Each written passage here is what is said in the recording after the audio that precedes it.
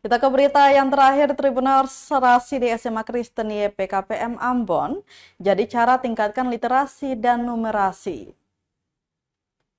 Sekolah Menengah Atas SMA Kristen Yayasan YPKPM Kota Ambon menggelar kegiatan bertajuk Serasi atau Sehari Berliterasi. Kegiatan berlangsung di lingkungan sekolah dengan melibatkan seluruh siswa dan guru Selasa 20 Februari 2024.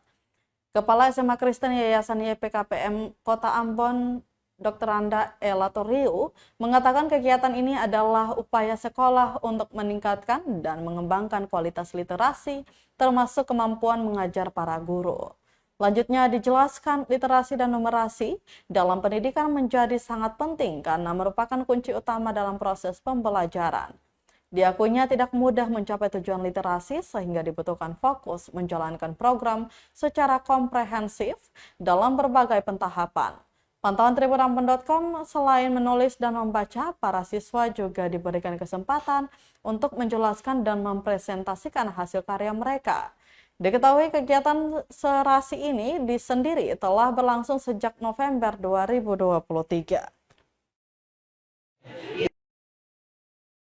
Sebut sebagai serasi di SMA Kristen, kami angkat untuk membantu, membudayakan, mengembangkan, mempercepat yang anak-anak punya kemampuan literasi numerasi. Nah, memang kalau kita lihat literasi numerasi dalam skala yang besar, itu pasti kita tidak akan capai.